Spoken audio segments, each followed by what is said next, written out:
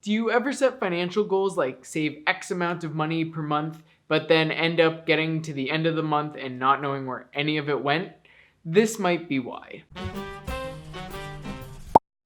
Hey, I'm Austin from Austin Sylvan Financial Coaching, and I help forward-thinking millennials get ahead faster. Now, of course, as with any major goal that you want to set for your life, there's like all these different little steps that you have to accomplish along the way. I find it's in these little kind of step-by-step, week-by-week processes that we have to go through to accomplish our goals that we end up sabotaging ourselves. So how does this impact you? Now, most people think of their motivations in terms of getting towards something or closer to something, or getting away from something. And for some people, they're kind of a mix of both. So how can you frame what it is that you want to accomplish? Maybe it's saving $500 a month, but in a way that really resonates with you more. The reason why no one wants to stick to like saving $500 a month, I mean, some people do, but most people struggle with that, is because like that's such a boring goal. Frame what it is that you want to do in a way that really resonates with what makes you happy or what makes you feel good or warm or bubbly. So for you, when you're thinking about what it is that you actually want to accomplish, maybe that $500 isn't a good goal for you, because what resonates more is getting away from the financial stress that you experience because you're living paycheck to paycheck. That is a much more tangible goal that you can kind of experience and internalize, and that's going to help you actually continue your approach to achieving what it is that you want, which is saving this $500.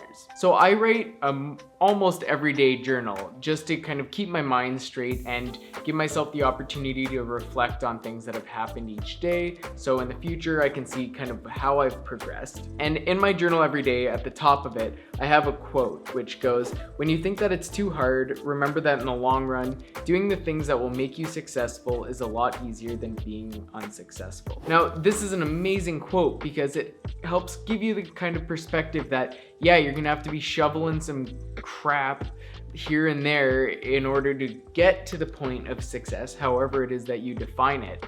But I'd rather be shoveling crap for myself in a progressive way that's gonna help me feel better and be happier in my life than be shoveling for everyone else and just being miserable. So what are the one or maybe two things that are so important to you that you will make the hard sacrifices for, and that will continue you on the path that you actually want to be on, rather than just kind of, you know, going with the flow and waking up 20 years from now in your 40s kind of miserable. And even if that happens to you, it's still not too late to get started. You could just start doing this whole process then, but there's 20 less years that you get to enjoy the awesome life that you have. That kind of sucks. So it's better to start now. So to sum all of this up, the reason why you may be kind of sabotaging what it is that you want to achieve is because you don't really have the right kind of goals set out for yourself that keep you motivated or that really resonate with you to make the sacrifices that you have to achieve what you want. And that's totally fine if you don't have it figured out yet. I'm still trying to figure it out. And even when you do think you figured it out, there's still gonna be all these challenges that come up in your way, but that's just all part of the progress. Like Miley Cyrus says, it ain't about how fast you get there, it ain't about what's waiting on the other side, it's the climb. So I hope this video brought you value. It was just kind of a brain dump that I had to get out of my system because this really resonated with me this week, and I hope it does with you too.